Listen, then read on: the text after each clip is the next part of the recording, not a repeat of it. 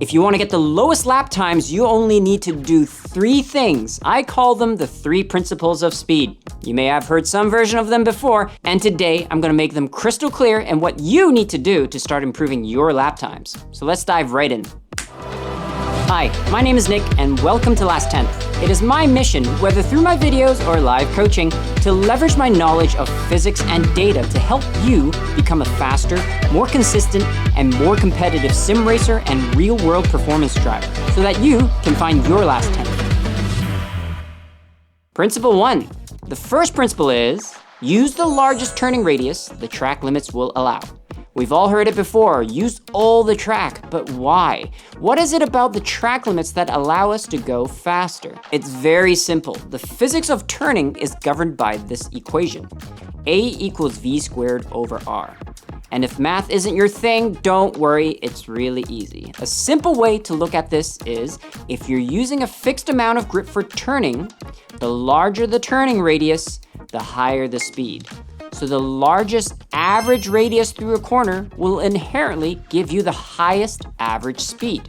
And if you've seen this video, you'll know that the line with the largest turn radius must use all of the track. And the car needs to be right up to the edge of the track. All of the entry, all of the apex, and all of the exit. From watching this video, you will also learn how you can easily drop a second or more off your lap times simply by driving closer to the track limits. This doesn't mean you should keep the radius constant. We'll talk about that in a minute. Not only does a larger radius allow higher speeds, a larger radius requires less steering, which means you will be scrubbing less and keeping your tires cooler while wearing them less. So if you find yourself cranking the steering wheel, you need to think about if you're making the turn tighter than it needs to be. So how else can you find out if you are running the largest radius possible? As it was pointed out earlier, the largest radius requires full use of track width. So just go and check if you use the whole track. The wonders of a sim will provide you with the camera angles that make this really easy. Just watch your replays in chase cam, or if you want more detail, in a wheel cam, and see how close you got to the track limits. To do this, you will first need to know what the track limit is. Most of the time, it's going to be where the track surface ends. For example, where the grass meets the pavement. But it is almost never something like a drawn white line. Don't use the white line as your reference. It is almost always wrong and imprecise at best. After reviewing your replay, how close were you to the track limit? Most of you will come to the same realization, that you were a lot further away from the edge than you thought. It is very normal for novice drivers to not know where the edge of their car is. There are techniques that can help a driver determine if they're right at the track limit or not while they are sitting in the car. And often, novice drivers aren't the only ones that need to learn it. Some intermediate drivers could use that too. The last point worth talking about is whether you should use all of the exit, even if you don't need to. The short answer is yes. Typically, real-life instructors will tell you use all the track exit, but many sim coaches teach us the opposite. Their reasoning is that if you don't need to use the full track at the exit, you know you're going too slow. And that's true. So why do I teach the opposite? Firstly, there are other techniques that can tell you if your speed is too low, even if you use the full exit. You don't need to artificially constrain your line to know whether you're going too slow. Driving all the way to the track limit, whether you need it or not, positively reinforces the habit in your brain. So when you need to drive all the way to the edge, it's something very ordinary to you and something that you're very comfortable with. The third thing is, not using the whole track at exit to determine if your speed is too low means you will likely be driving very close to the limit of the car. Sure, the distance is a tiny bit shorter, but this will work your car and tires harder, generating more heat and more wear when you don't need to. More importantly, you will be unnecessarily close to the limit, which means you are unnecessarily opening yourself up to mistakes. Why drive the car at 10 tenths when you can achieve the same at 9 tenths? So basically, if you don't use all the track, you're not going to be fast. So use all of the track. With the right techniques and tricks, it's very easy to do. I generally get drivers to master this in a few coaching sessions. And watch this video. It's awesome. You'll find it in the descriptions. Principle 2. The second principle is, use as much grip the car can give you for as long as possible. This sounds obvious, but why does it make you faster? Let's go back to the earlier equation, A equals V squared over R. This time, we're gonna interpret it differently. Basically, when you're turning at a certain radius, the more grip you get out of the car, the more speed you can drive on that line. And if you can keep the car at maximum grip for as long as possible, you can keep the car at maximum speed for as long as possible. And more speed equals lower lap times. Easy peasy. So that's the obvious part. What's not so obvious is this. Remember I said earlier that you shouldn't keep the radius constant. In every single corner, there is a universal truth. It goes from a straight line to a curve and back to a straight line. This means your turning radius will start at infinity, decrease to the minimum radius, and then back to infinity. If we add that to what we determined earlier, when your radius decreases, your speed should decrease, we can determine that where the radius is lowest, your speed should also be lowest. And where the radius is lowest, which is where you're turning the tightest, it should also be where your apex is.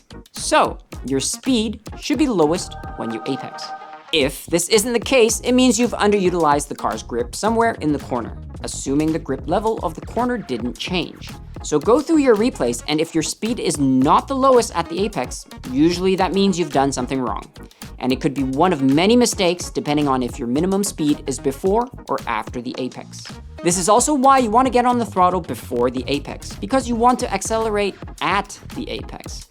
And that's exactly why taking a late apex and getting on the throttle as early as possible is wrong, even though so many people teach that. If you're accelerating before the apex, you've likely made a mistake. And if you're accelerating long before the apex, you've made a big mistake. To learn more about that, I have the perfect video for you. Now remember, this applies to most corners, but sometimes you will come across corners that have uneven banking, changes in surface material, or variances in slope. And all of those will alter the grip levels as you go through the corner. Even using a curb will do that too. In these corners, your minimum speed might not need to be at the apex, and it will require some further study of the corner to determine where it should be. Using all of the grip for as long as possible is going to be more challenging than using the full track. It requires additional skills that I generally teach to intermediate level drivers, but this is every bit as important as Principle 1 if you want your lap times to improve. Principle 3, the third and final principle is find the apex that allows you to apply Principle 1 and 2. By applying Principle 1 and 2, you will be maximizing the radius and maximizing grip, which will ultimately maximize speed. This can only happen at an apex that is chosen correctly.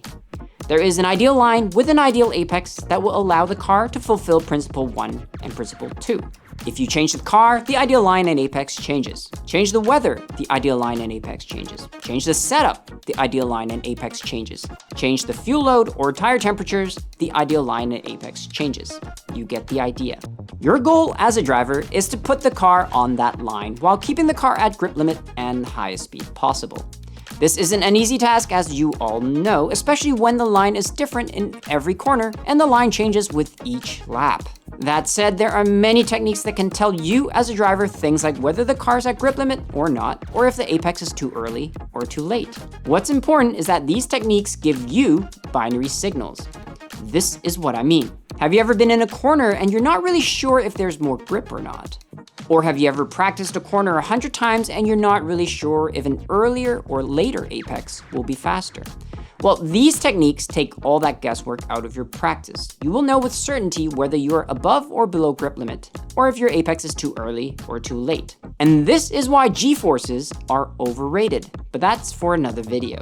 And these signals are all taking place in real time. You don't have to go back and watch a replay or check your telemetry to figure all this out. That's too late. You need to know if you're at grip limit or if the apex is correct as you're going through the corner, so you can adjust it immediately, not figure it out after you lose the race. And this is also why precision is so important, which is another thing I preach. If your apex is somewhere on a curb, you're more than likely to hit a different apex every lap. And you also won't be able to adjust your apex. If your apex is 3 meters in size, there's no way you can adjust your apex by 30 centimeters. If your apex is a pinpoint, on the other hand, you have a much better chance at hitting that same apex lap after lap and be able to make fine adjustments. Finding the ideal apex and optimizing the line is usually something I reserve for advanced drivers. If you're not using all of the track and the car's not at grip limit, there's very little purpose in talking about the ideal apex. The skills required in Principle 1 and 2 are prerequisites to determine the best racing line. So be patient with yourself, build the fundamentals that give you the foundation to achieve all 3 principles one after another. With this, you can confidently know that each adjustment you make to your line is in the right direction. If you've done everything correctly, you will find that you will be able to use the whole track whilst using all of the grip on the perfect line. At the very least, now you know how to get there. But if you encounter any questions or challenges with any of the things I talked about, hop onto my Discord server at discord.lasttenth.com, and there you will find Q&A sections and success stories that has helped many people just like you get through their plateau. There are also plenty of videos just like this to help you go faster. Until then, keep sending it, and I'll see you next time.